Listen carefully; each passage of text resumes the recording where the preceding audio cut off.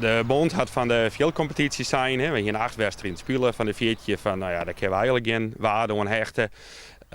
Die doen we eigenlijk helemaal onnaai. Kijk als bij het amateurvoetbal. Iedereen komt weer in dezelfde klasse. En nou ja, de CL-competitie, daar gingen we halve van de 14 wedstrijden hier dienen. En ja, daar had de bond eigenlijk voor zijn van in principe is de stand die er nou ja, wie de eindstand. En ja, het veld stien we erop zich, mooi in de middenmoot, niks aan de hand, kon eigenlijk net meer promoveren, net meer degraderen.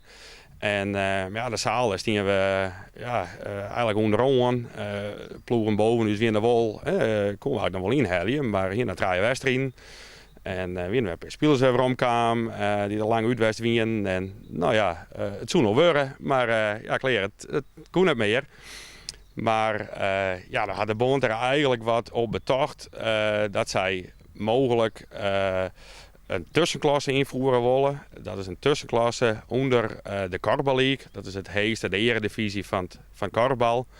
Dat wordt een naaie klasse, werd 10 ploegen inkomen die nou ja, eigenlijk in de hoofdklasse zitten, het ene heegste niveau. En dat houdt eigenlijk in dat eigenlijk alle klasses daaronder, tot in de 4e klasse, komen er eigenlijk plakjes vrij. Nou ja, iedereen die het nou wij zitten in de 3e klasse. In de 3e klasse zit bloot er sowieso in. Nou, je fikt in de Orenpoel staat die bovenaan.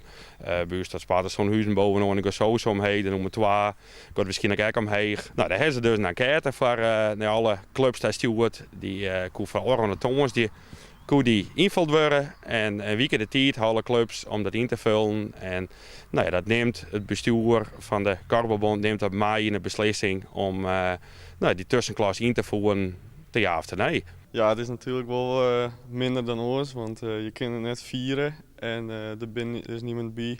En je krijgt bericht van KKV en dan moet je even lezen en dan denk je van ja, binnen wel kampioen, maar je beseft het net echt. En bij u zou het nog op de laatste wedstrijd omkomen, of we nou wel net kampioen zijn.